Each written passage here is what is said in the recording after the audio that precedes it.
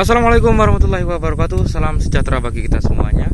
Om Swastiastu, salam kebajikan, namo buddhaya, rahayu, rahayu, rahayu. Pemirsa, saat ini saya berada di ketinggian kisaran 1700 mdpl ya. Dan ini merupakan gunung yang bernama Gunung Kelut. Jadi Gunung Kelut ini sudah pernah meletus beberapa kali. Bahkan terakhir meletus itu di tahun 2014, di mana pada waktu itu sangat genting dan mencekam begitu. Bagaimana letusannya itu kalau di daerah barat itu sampai ke daerah Jogja ataupun Jawa Tengah juga, teman-teman. Bahkan di waktu itu Gunung Borobudur pun itu kena dampak dari letusan Gunung Kelut. Dan banyak abu vulkanik yang menutupi beberapa mili ya untuk ketebalan di Candi Borobudur pada waktu itu. Dan teman-teman, di depan kita ini merupakan kaldera, yaitu bekas dari letusan Gunung Kelut, dan saat ini sudah terdapat danau begitu dengan airnya yang berubah-berubah warna katanya.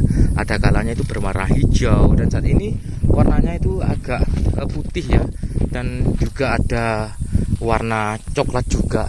Dan kita nanti akan coba untuk keliling-keliling begitu melihat panorama alam yang ada di Gunung Kelut. Dan ini teman-teman merupakan Gunung Sumbing. Nah, di sini teman-teman kalau ingin menuju ke kawah Gunung Kelut nanti bisa menggunakan jasa ojek ya, kisaran 30.000 dan melewati terowongan ini. Nah, ini terowongan Ganesha namanya. Dan kalau ingin berpose, foto-foto, nanti juga bisa foto langsung jadi ini sama masnya ini. Nah, dengan mas siapa mas?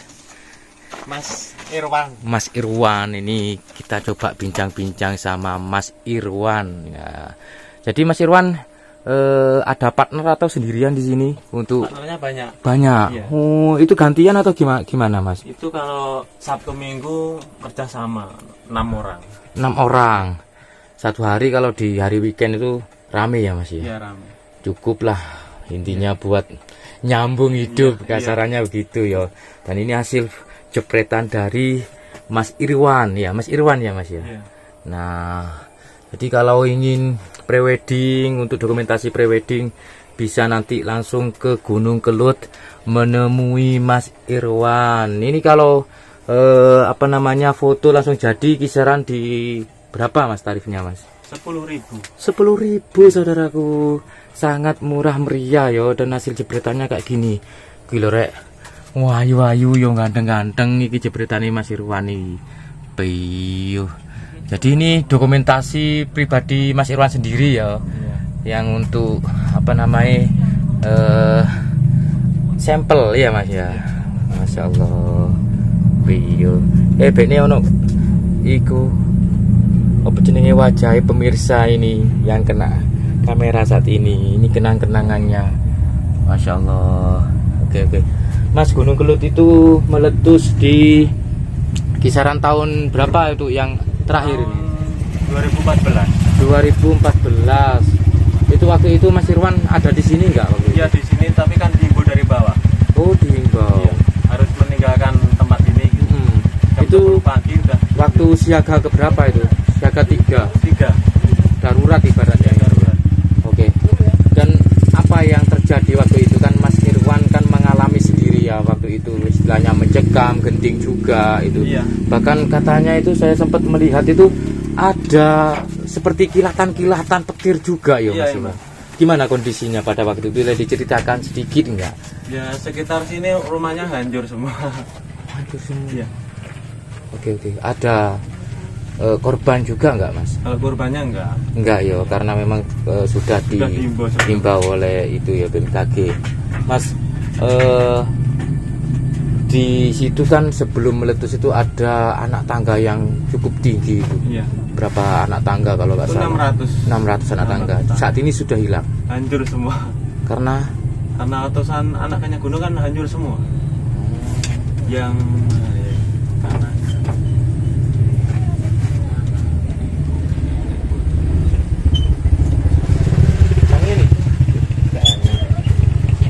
Bim, fotonya seneng ganti Bim, anaknya Bim. Anak tangga yo. Iya. Kan ini ada Gunung Sumbing kan waktu dilarung itu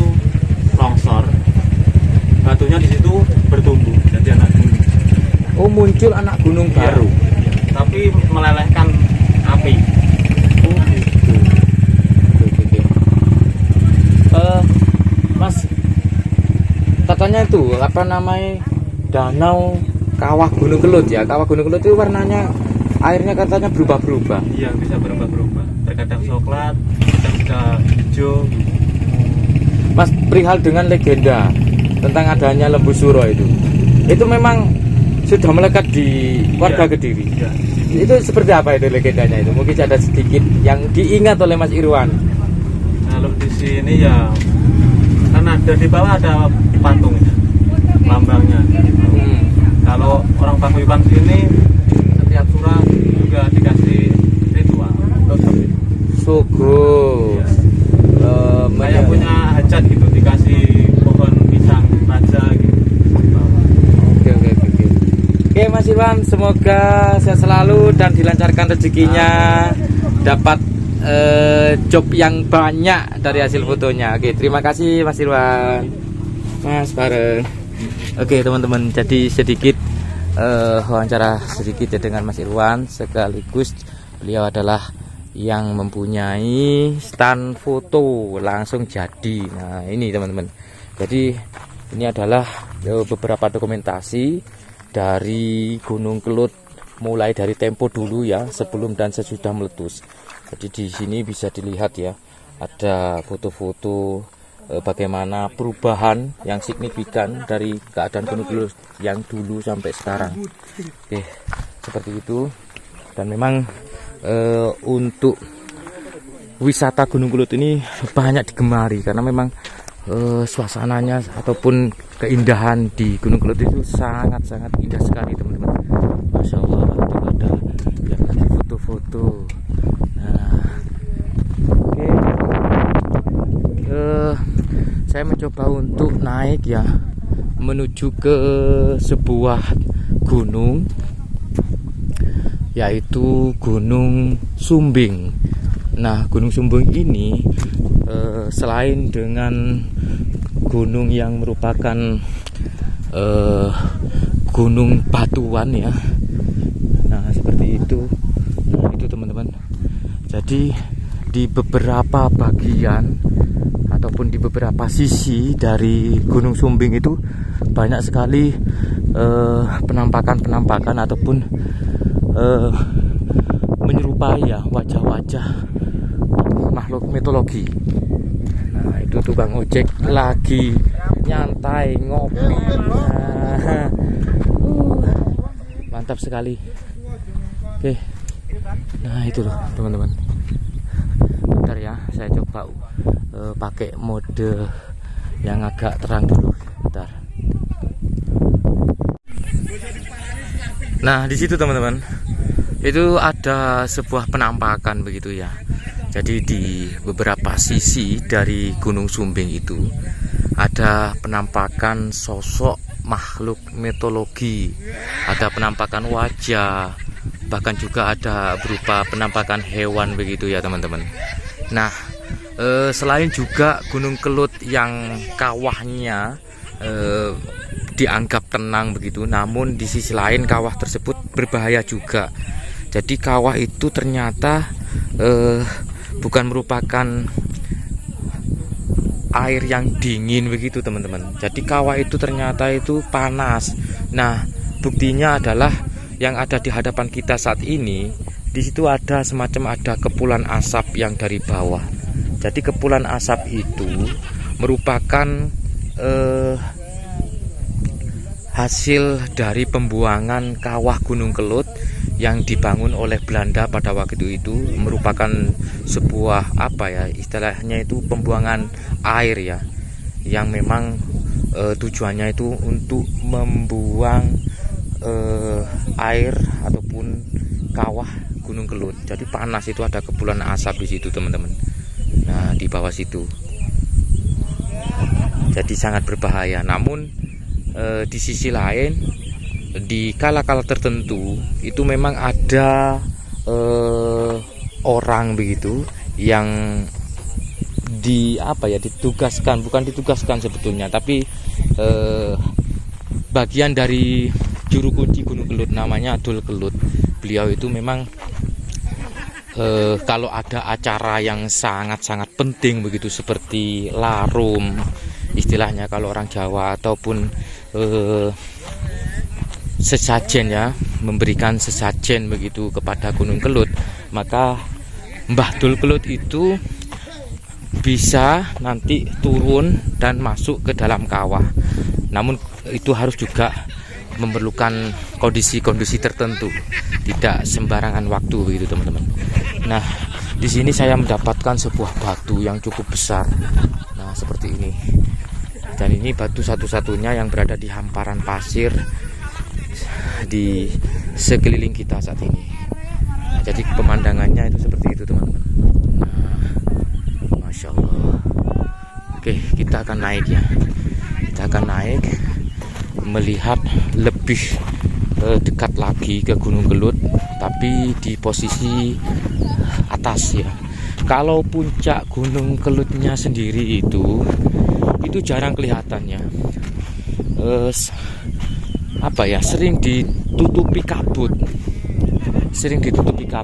Nah, ini teman-teman, saya perlihatkan puncak Gunung Kelut yang di ketinggian kisaran 1730-an ya. Nah, ini teman-teman, ini adalah puncak Gunung Kelut.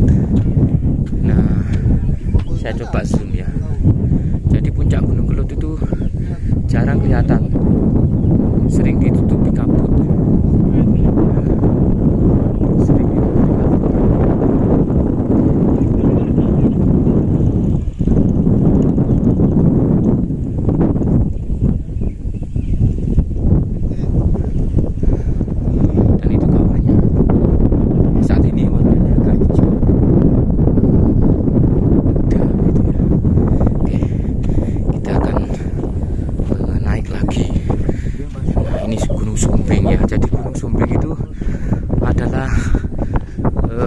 Anak Gunung Kelut. Jadi Gunung Sumbing itu dulunya itu tidak ada, dia itu muncul begitu loh. Gunung yang tiba-tiba muncul.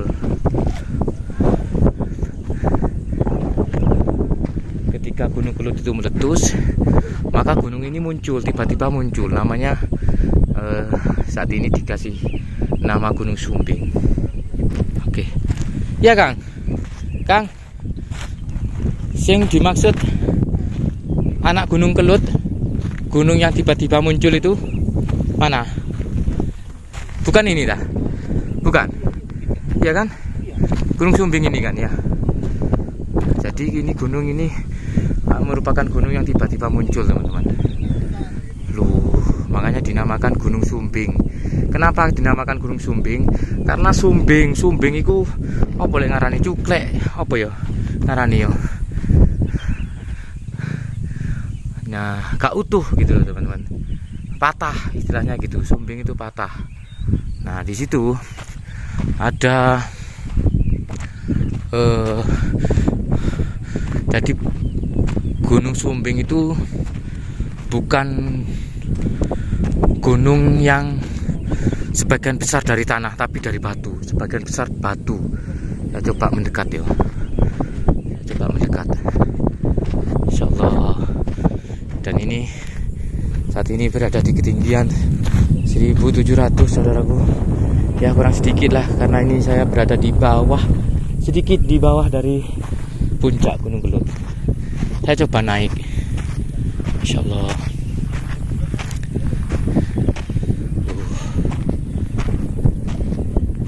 Itu